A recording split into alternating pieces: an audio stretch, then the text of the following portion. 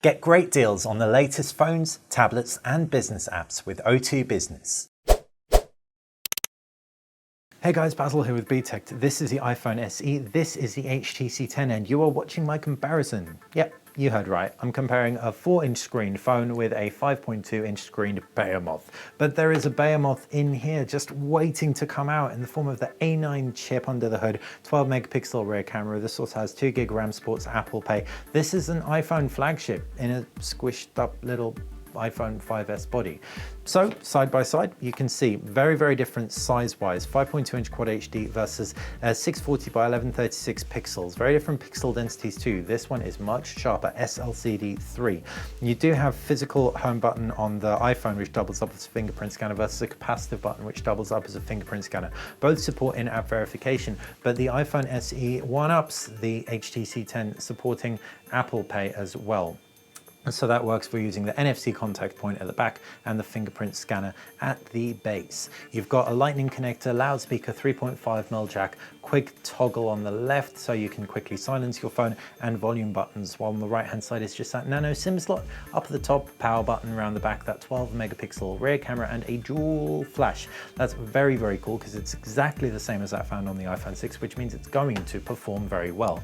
As for the HTC 10, it will not be outdone. You've got image stabilization as well as autofocus on the front camera, speaker there, real audio focus on this thing. It also outputs audio via the headphone jack in high resolution, and what's great about that is the fact that it ships with high-res audio headphones, USB Type-C at the base for ultimate future-proofing, and you've got a micro SD card, expandable storage unlike the iPhone, 32 gig on board here, expandable, and it's adoptable storage, so you can imbue the SD card's memory with the internal memory and install applications on it. Also a 12 megapixel rear camera, also a dual tone flash, though this one has laser autofocus and optical image stabilization, as well as automatic and manual modes out of the box, as opposed to the plain Jane Auto as found on the iPhone SE. Though you can, as we've done, install manual camera for some manual fun.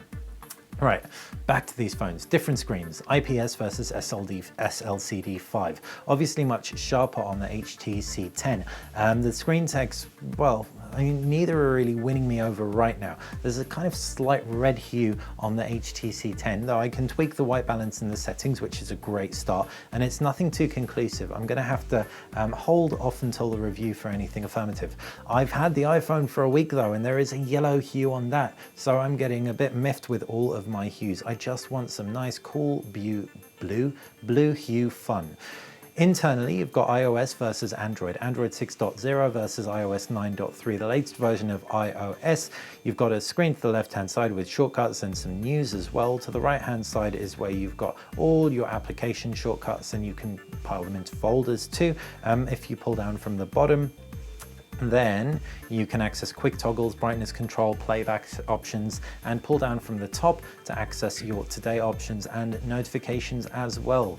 As for the Sense experience on the HTC 10, left-hand side you've got Blink Feed, if indeed you have it turned on, which I don't. Blink Feed aggregates social media and news. You've also got a vertically scrolling applications tray. Pull down from the top, you've got a 2-tier quick toggle menu and notifications menu, and that's pretty much it, save for the home screens, which you can populate with apps and widgets. The experience on HTC Sense is second to none in the Android camp as far as touch interactivity goes. It's really responsive, and actually HTC claims that this is more responsive than this, which is a first for Androids. They claim that HTC is more responsive than the iPhone 6s Plus at being finger responsive, touch friendly, which is cool.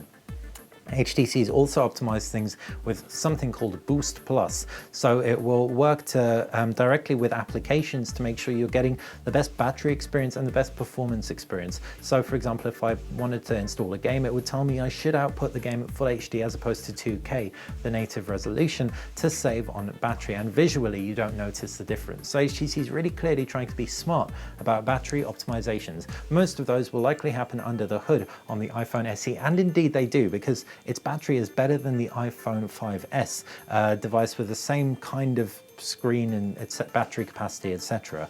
Now moving on to those cameras, and like I said, you've got an automatic camera on the iPhone SE, but it's a really good automatic camera. It's reliable, 12 megapixel, tap, take a shot, takes a quick shot, takes a good shot. You're not really going to be complaining until you hit low light environments, which would really benefit from optical image stabilization as found on the 6S Plus and the HTC 10.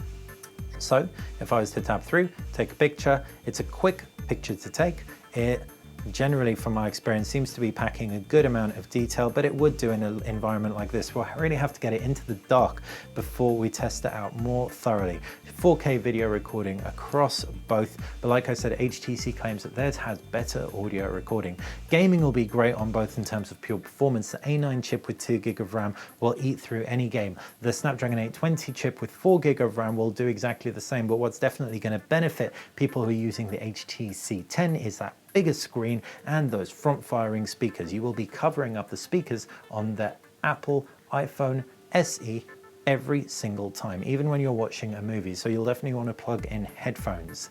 As far as connections go, up to Cat 6 LTE across both GPS, Bluetooth, Wi-Fi, etc. The NFC will work for contactless pairing as well as file transfer on HTC's 10, but not on the iPhone, just payments on the iPhone. Now onto the batteries, and you've got a 3000 milliamp cell versus, well, a pretty small under 1500 milliamp cell on the iPhone. That said, I have been able to squeeze a day out of the iPhone SE. It, like I said, performs better than the iPhone 5S, so Apple's clearly working on optimizations under the hood. I'll have to see how the HTC battery performs, as I haven't been using it long enough to let you know anything too affirmative, but ultimately, hopefully, now that we've gone through exactly why this is actually a beast in disguise, it makes sense why we compared both on the channel. Let us know what you think, if you like the iPhone and you really like small phones that are packing flagship type spec, or if you prefer the HTC 10 hands down and think we're bonkers for even putting them in the same room. Thanks for watching BTech. Like the video, click like the channel, subscribe. Get great deals on the latest phones, tablets and business apps with O2 Business.